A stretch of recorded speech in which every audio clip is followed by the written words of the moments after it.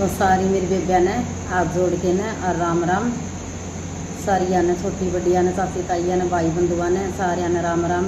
भाई ध्यान ला के सुनिया करो बे शिव पुराण की ये पार्ट बोला छोटे छोटे कि एक सेती तो फिर बड़ी है पढ़ी नहीं जावे, छोटे छोटे पार्ट पढ़ू हूँ और ध्यान ला के सुनिया करो बे तम जुड़ के देखो तेरी बेबे का गला 3 दिन ने और ध्यान ला के शिव पुराण सुन के देखो। तो आज आप 14वां पार्ट पढ़ांगे, बीच बीच में उपाय भी बताऊंगी। जो हफ्ता 10 दिन शिव पुराण पढ़ ली उपाय भी बताऊंगी। जो कह दी हो तो बेबे का भजन गा के भी सुना दी हमने, तारी मर्जी है। कमेंट में लिख के बता दी तो उन्हें भजन भी सुना दी एक आधा बूढ़ा बाबा का।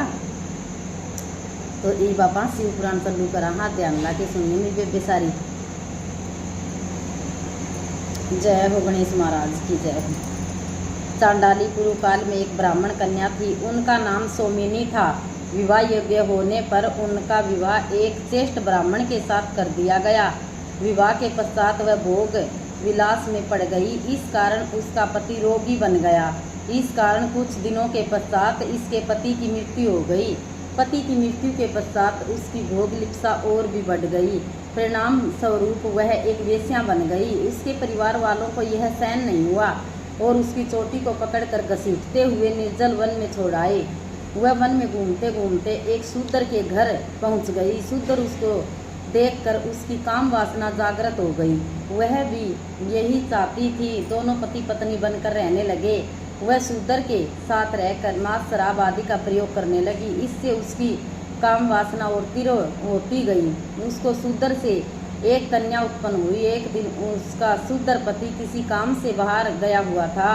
रात में इसकी इच्छा हुई कि वह शराब पीकर हाथ में तलवार लेकर किसी मेंढे को मारने के लिए बाहर निकली। उसकी खिरक में गाय का बछड़ा मेंढा दोनों पास पास बंधे थे। रात का समय था। शराब के नशे में धुत होने के कारण वह होश में नहीं थी। अंत गलती से उसने बछड़े को मार दिया। उसे घर ले आई। उसे गलती से मेंढे की जगह बछड़े को मार दिया। इससे उसके बड़ा पछताप होने लगा, परंतु वह उसकी लालसा भूख के कारण उसे खा गई। समय आने पर उस दुष्टा की मृत्यु हो गई। यमदूत उसे बांधकर यमलोक में ले गए। यमराज ने उसे गौ हत्यारी जानकर तरह तरह की यातनाएं दी। इसके बाद उनका जन्म शूद्र चांडाल के यहाँ हुआ। उसको भयानक कोढ़ का रोग लग गया। वह जन्म लेती ही अंधी थी। उसके पास कोढ़ होने के कारण कोई नहीं आता था। एक दिन भूख प्यास से व्याकुल घूमते हुए उसने कुछ यात्रियों को देखा। वह उनके पास भिक्षा हेतु गई। यात्रीगण उस समय भगवान शिव के दर्शनों की बातें कर रहे थे। वे आपस में वार्तालाप कर रहे थे कि माँ कृष्णा चतुर्थी को शिव जी के दर्शन अवश्य करने चाहिए। अब वहाँ पहुंचकर उसने दर्शन अवश्य करेंगे। यह सुनकर चांडालनी ने भी उस दिन शिव जी के दर्शन करने का निश्चय कर लिया। वह रास्ते में भीख मांगती हुई गोकर्ण तीर्थ में पहुंच गई। माघ कृष्ण चतुर्थी की वह प्रतिज्ञा करने लगी। जब एक दिन शेष रह गया था तो वह दुखियारी भूखी प्यासी एक वेश्या के दरवाजे पर पहुंची। उस समय वेश्या के हाथ में बेल की मंजरी थी। उस वेश्या ने भिखारिन की आवाज़ सुनकर उसकी झोली में बेल की मंजरी को लाकर पटक दिया। भूखी प्यासी भिखारिन चांडाली ने झोली में हाथ जोड़कर बेल की मंजरी को बाहर फेंक दिया। वह बेल की मंजरी पृथ्वी पर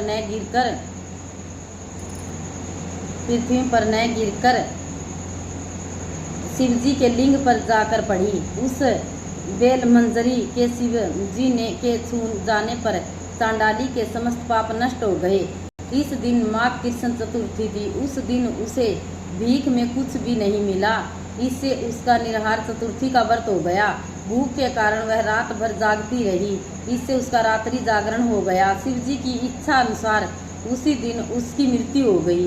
शिव जी की कृपा से वह विमान में शिवलोक को चली गई। महाबल शिव जी की महिमा। इच्छुक वासुक वंश में मित्र सिंह नाम का एक अत्यंत धनुषधारी राजा हुआ था। वह बहुत ही पुण्यात्मा था। उसकी रानी का नाम दमयंती था। वह भी नल की पत्नी दमयंती की तरह पतिव्रता स्त्री थी। एक दिन राजा मित्र सिंह शिकार हेतु सेना के साथ एक घने जंगल में गया। वहाँ उसने देखा कि कर्मठ नाम का दानव महात्मा मंडप को तंग कर रहा है। राजा ने अपने बाणों से उस दानव को मौत के घाट उतार दिया। दानव के छोटे भाई ने राजा से बदला लेने का निश्चय कर लिया। बदला लेने के लिए उसने वेश बदल कर राजा के यहाँ नौकरी करने आया। वहाँ वह राजा से बोला, मैं एक उत्तम रसोइया हूँ, स्पष्ट व्यंजन को बनाकर आपको तृप्त करता रहूँगा। राजा ने उस कपटी को अपना रसोइया बना लिया। एक दिन गुरु जयंती का पर्व आया। राजा ने गुरु वशिष्ठ को निमंत्रण भेजा। गुरुदेव नियत समय पर राजा के यहाँ पहुँच गए। उस कपटी रसोइये दानव ने यह अच्छा अवसर जानकर साग में मांस मिलाकर बना दिया तथा उस साग को वशिष्ठ जी के आगे परोस दिया। गुरुदेव उस साग को देखकर समझ गए कि इसमें मांस मिला हुआ है, इसलिए क्रोध में भरकर वे राजा से बोले, हे पापी दुष्ट राजा, तूने मुझे मांस युक्त साग परोसा है। मैं तुम्हें श्राप देता हूँ कि तू दानव बन जा। श्राप देने के बाद मुनि वशिष्ठ सोचने लगे कि इसमें राजा का कोई दोष नहीं है, यह तो कपटी रसोइये का अपराध है। इतना सोच विचार कर मुनि प्रसन्न होकर राजा से बोले, हे राजा, तुमने अपने रसोइये की नियुक्ति सोच समझ कर नहीं की। यह तो एक दैत्य है, इसी का ही यह कार्य था। अब मेरा दिया श्राप तो हट नहीं सकता, परंतु तुम्हें 12 वर्ष तक राक्षस योनि में रहना पड़ेगा। इतना कहकर गुरु वशिष्ठ चले गए। श्राप के कारण राजा एक बड़ा भारी राक्षस बनकर वन में जीवों को मार मार कर खाने लगा। एक दिन वह घूमते हुए एक आश्रम पर जा पहुंचा। उसने वहां एक मुनि को देखा। वह मुनि अभी तरुण अवस्था में थे। तरुण मुनि को देखकर वह लालचित होकर उसे पकड़ने को दौड़ा। मुनि पत्नी तरुणी ने उसे देख लिया। उस महासारी राजा ने उस मुनि को खाने के लिए पकड़ लिया। मुनि की पत्नी ने हाथ जोड़कर नम्रतापूर्वक कहा, आप उसे छोड़ दो और मुझे पकड़ लो। परंतु उस बूढ़े राक्षस बने राजा ने उसकी एक न सुनी और तरुण मुनि को फाड़ कर खा गया और हड्डियों को इधर उधर फेंक दिया चला गया। मुनि की पत्नी ने रोते हुए मुनि की हड्डियों को चून कर चिता बनाई और उस विकराल राक्षस को श्राप देती हुई कहने लगी, हे नीच राक्षस, तूने मेरे पति को मारकर मेरा सुख चैन नष्ट कर दिया है। अंत तू जब भी किसी स्त्री के साथ रहेगा तो तब तेरी मृत्यु हो जाएगी। राक्षस को श्राप देकर मुनि की पत्नी सती हो गई। राजा को मिले श्राप को 12 वर्ष व्यतीत हो गए। 12 वर्ष के बाद राजा को अपना पहला शरीर प्राप्त हो गया। उसके महल में जाकर अपनी रानी को सारा वृत्तांत तथा मुनि पत्नी के श्राप की बात बताई। वह श्राप सुनकर रानी रति क्रीड़ा की इच्छा रखते हुए भी पति को अपने पास नहीं आने देती थी। रानी के अभी तक कोई संतान न थी। इस कारण राजा बहुत दुखी रहने लगा। एक दिन राजा वन में चला गया। वहां उसने एक भयानक रूप वाली ब्रह्महत्या को देखा। उसे देखकर राजा डर गया। उसे बचने के लिए राजा बहुत ही तीर्थों पर गया, व्रत और तप किए। राजा व्याकुल रहने लगा। तभी उसने एक पतिव्रता ऋषि को देखा।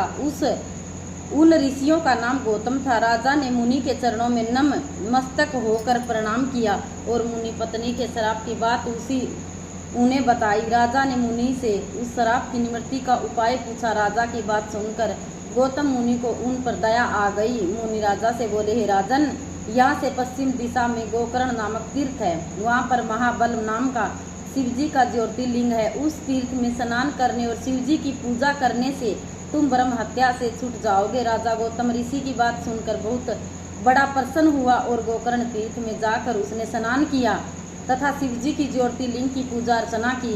इस प्रकार राजा सभी पापों से छूटकर अंत में शिवजी को प्राप्त हुआ। सूत जी बोले, हे ऋषिगण, अब मैं उत्तर दिशा के लिंगों की महिमा का वर्णन करता हूँ। गोकर्ण नाम का एक दूसरा और तीर्थ है। यह तीर्थ बहुत ही पवित्र और रमणीक सतल है। वहाँ पर एक सुंदर महावन जिसमें शिवजी का चंद्रबाल नामक ज्योतिर्लिंग स्थापित है। इन्हें रावण ने स्थापित किया था। इसके अतिरिक्त वहाँ एक मिश्रित नामक पवित्र तीर्थ है। वहाँ पर महर्षि दधीचि द्वारा स्थापित दधीचेश्वर ज्योतिर्लिंग है। तीर्थ यात्री यहाँ जाकर शंकर भगवान का पूजन करके कृतार्थ हो जाते हैं। नेमिपारण समस्त ऋषियों द्वारा स्थापित ऋषिवर नाम का ज्योतिर्लिंग है। इस शिवलिंग के दर्शन मात्र से ही सभी पातकों का विनाश हो जाता है। फिर हत्या नामक मुख्य तीर्थ यहाँ अद्यापय है नामक का शिवलिंग है जो करोड़ों हत्याओं जैसे महापाप का समनन करता है। देवप्रयाग में सभी पापों के नाशक ललितेश्वर शिव जी का ज्योतिर्लिंग है। नेपाल में सब तरह के मनोरथों को पूर्ण करने वाला केवल अपने सिर का ही दर्शन देने वाला पशुपतिनाथ नाम का ज्योतिर्लिंग स्थापित है। बोलो शिव शंकर भोलेनाथ की जय हो। तो काल तो बेबे श्री शिवाय नमस्तुभ्यम का मंत्र को पढ़िया, आज जरूर पढ़ांगे। गल्ला बोलिया करो सारी बेबे, ध्यान ला के शिव पुराण सुनिया करो। शिव पुराण सुनने के फायदे देखिए तो हम भाई कितने फायदे हुए कितने नहीं होता। हम 3 भी इस बेबे का गला जुड़ के देखो।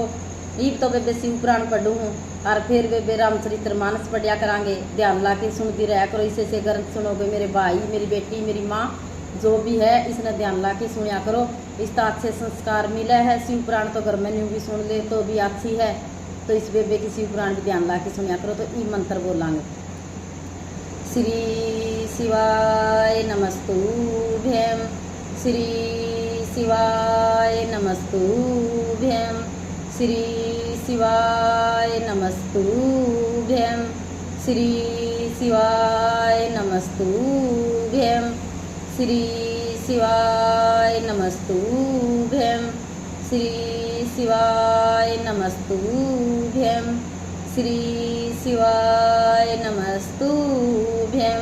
भोला सब दुख काटो मार, शिव शंकर जपूं तेरी माला, भोले बाबा जपूं तेरी माला।